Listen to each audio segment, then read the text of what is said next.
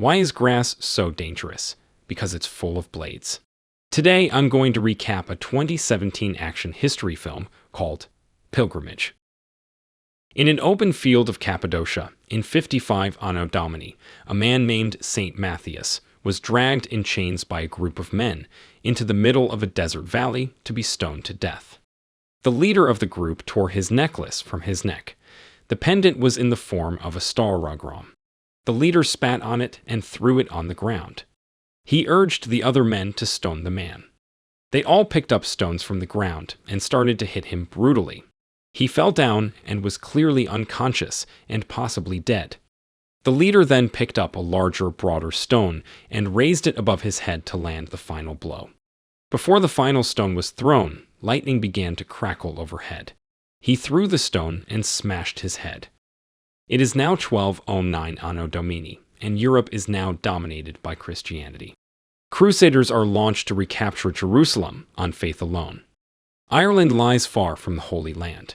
Norman invaders loyal to King John of England struggle to conquer the island. Deep in native Gaelic territory, a remote monastery shelters an ancient relic. In Kilmainham, west sea coast of Ireland, a boy named Brother Diarmuid, also known as the Novice, is gathering mollusk by pouring water on the beach, watching them pop up, and grabbing them. He curses in Gaelic when one of them snaps at his finger. He is accompanied by a man known as the Mute, carrying a yoke with 2 baskets on it, wearing leather boots to the knee, breeches, and a shirt, and he seems to be collecting seaweed. The boy muses about the first people who decided to eat these things, and what they were thinking, and speculates about the purpose of animal life, as he has been instructed by Brother Cathal to believe that the purpose of animals is to serve man. The two abandon the beach and start walking over the dunes when they see a group of 3 men mounted on a crest, looking down at them. The novice immediately breaks into a run, hurrying back to an area further inland, where we see a group of monks gardening and tending to animals around the ruins of a complex of buildings or the remains of some kind of pagan monument. It's not entirely clear which. The novice informs the monks that he sees riders. Meanwhile, the Mute, apparently unconcerned, catches up. Someone asks which clan they are from. The Abbott, the head of the monastery, whom the monks call Abba, asks all those present if the relic has been moved. They inform him it hasn't. He tells them to stay calm. Later, they pray in a group in a stone hut. They are singing Salve Regina, a Marian hymn sung at Compline. The boy is standing in the back row, right in front of the door, and he turns around. Through the door, he can see both, the Mute doing something with an animal, and one of the riders from earlier, a Cistercian monk in the customary white robe, getting down from his horse. The Cistercian walks towards the praying hut and falls to his knees on the paving stones, kisses the ground, and advances toward the monks. Later, Geraldus and the Abbot stand out on a promontory toward the sea. The Abbot notes that they don't get many visitors who've traveled as far as Geraldus, who says papal authority knows no limits. Geraldus gives the Abbot a rolled-up piece of paper that purports to be a document from Pope Innocent III, commanding the monks to undertake a pilgrimage to transport their holiest relic to Rome. The monks reluctantly agree, as legend tells that the relic's holy power will destroy any not pure-hearted enough to possess it. A handful of monks set out, including multilingual brother Ciarán and novice brother Diarmuid, accompanied by a mute laborer. As the group is caught in a rainstorm, the golden reliquary is struck by lightning, but shows no damage, further reinforcing the notion of its mystical power. Ireland, reeling under successive Norman invasions at the time, is a dangerous place. In fear of Gaelic-Irish warriors, Geraldus leads several monks to a Norman encampment, led by Baron de Merville, who believes that assisting the pilgrims will enable his forgiveness for atrocities committed as a crusader in service of the church. The monks are disgusted by the violent nature of the soldiers, especially the Baron's son, Raymond de Merville, despite Geraldus's claim of their protection being a necessary evil. It is revealed that the reliquary contains not the remains of the apostle Matthias, but rather the stone used to martyr him, and that the Pope believes its tremendous power will benefit an upcoming crusade. A larger caravan of armed men, led by Raymond, sets out, escorting the monks to the boat that awaits them in Waterford. Raymond, speaking French, tells the mute laborer that some of his men recognize him as a former crusader. Only Brother Ciarán speaks French, and the rest of the monks are left in the dark. En route, the caravan finds that a necessary bridge has been burned and its guards slaughtered. Raymond takes most of the soldiers with him, leaving the monks with a token guard.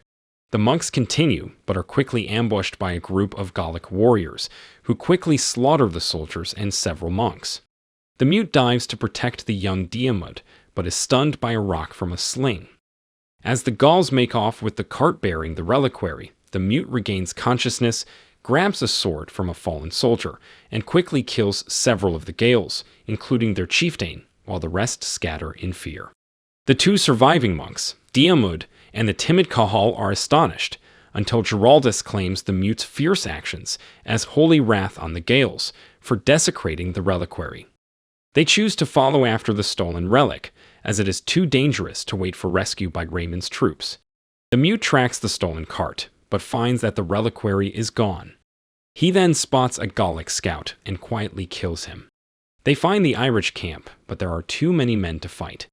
To their dismay, their leader, Brother Ciarán, is tied hostage to a tree. Diarmuid insists they rescue Ciarán, but Geraldus insists that their holy duty is to the relic, and not to their comrade, who he believes would also say the same. Diarmuid volunteers to sneak into the camp after nightfall and steal the relic, abandoning the ornate golden reliquary to the Gaels. As he and the mute prepare to sneak into the camp, Raymond and his lieutenants appear. They are there for the relic, as they hired the Gaels to murder the pilgrims, so that King John of England could claim the relic instead of the Pope. He says that King John has become distrustful of his nobles in Ireland, thinking that they are more loyal to their relatives in Normandy and the King of France than himself. During their discussion, Diarmuid sneaks to Ciarán's side and attempts to cut his bonds. Brother Ciarán insists the boy to let him go. Ciarán, who was driving the cart bearing the reliquary during the ambush, tells Diarmuid that he threw the relic from the cart before he and the cart were taken, and that Diarmuid must find the relic and leave him to his fate. Devastated, Diarmuid leaves his mentor behind. The monks watch in horror as Raymond discovers that the reliquary is empty. Raymond offers Ciarán a quick death if he tells where the relic has gone. Ciarán refuses and calls out Jesus' name as Raymond brutally kills him with a multi-pronged barb. The monks escape and find the relic near where Brother Ciarán threw it.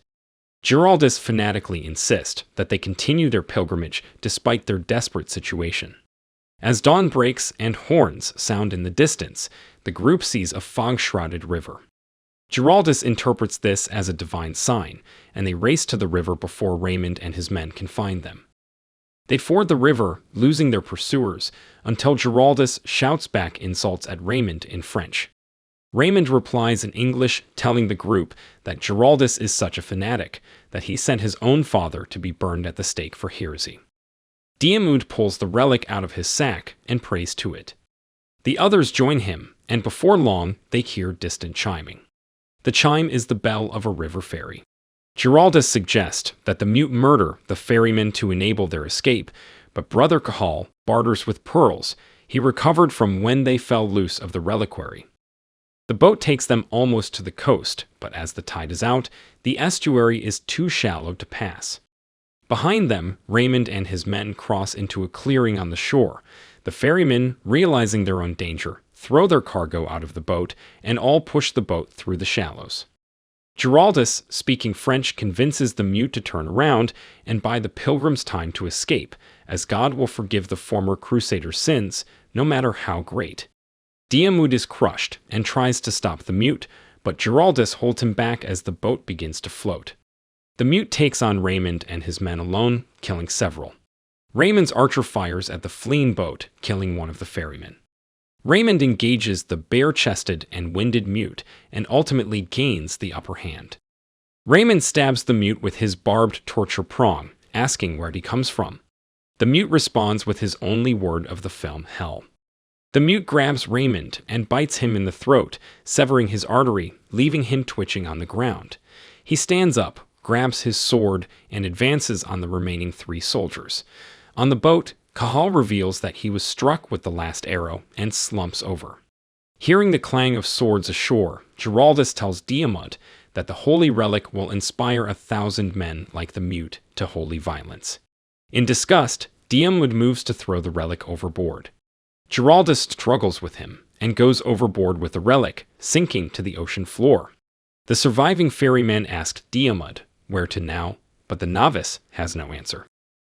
If you enjoyed this video, don't be shy to hit the like button, and if you disliked it, hit the dislike button twice, just to be sure. It would be best if you watched the whole movie. Thank you very much for watching. Please subscribe for more videos like this.